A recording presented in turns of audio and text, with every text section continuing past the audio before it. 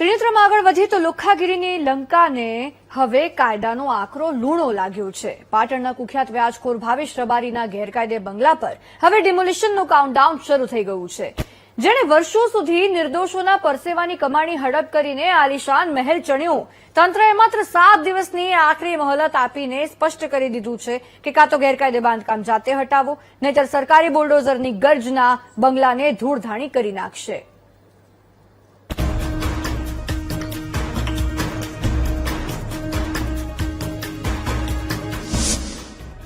લુખ્ખાની લંકાને કાયદાનો લૂણો, ધૂળધાણી થશે બંગલો।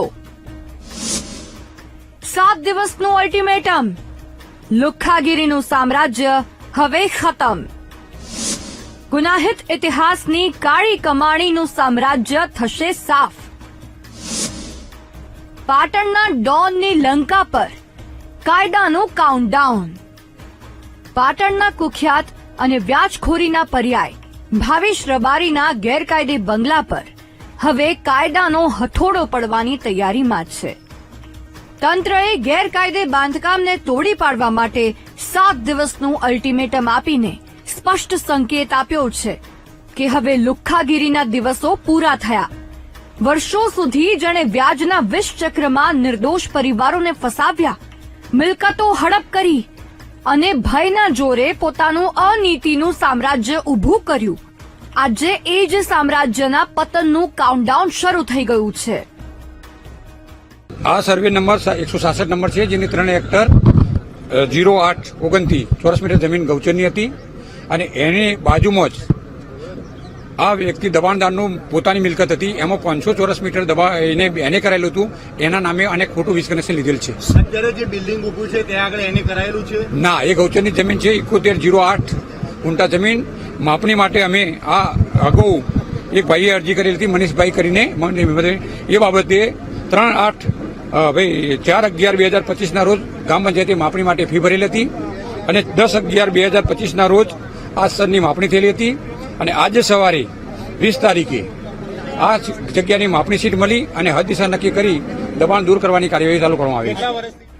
ભાવેશ રબારી પર હત્યાના પ્રયાસ, ખંડણી, જમીન પચાવી પાડવી અને ઘાતક હથિયારો રાખવા જેવા અનેક ગંભીર ગુનાઓ નોંધાયેલા છે।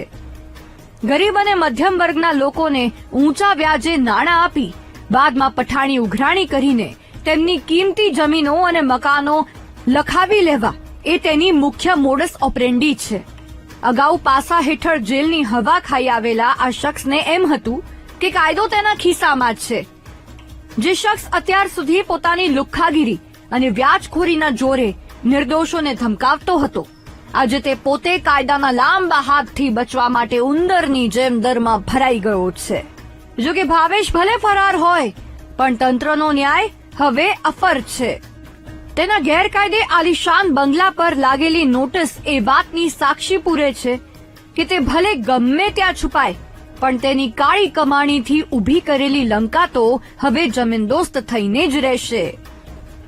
પાટણના કુખ્યાત વ્યાજખોર ભાવેશ રબારીના ગેરકાયદે બંગલે આપેલી મહેતલ એ માત્ર સમયની મર્યાદા નથી, પરંતુ ગુનાખોરીના એક આખા અધ્યાયના અંતની શરૂઆત છે।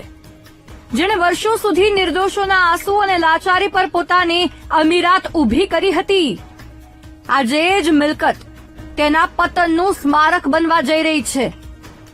જેણે વર્ષો સુધી નિર્દોષોના લોહી પરસેવાની કમાણી હડપ કરીને આલિશાન બંગલા અને ફાર્મ હાઉસ બનાવ્યા, આજે એ જ દિવાલો તેના પતનનો પુરાવો બની રહી છે। Bharat Prajapati, VTV news, Patan.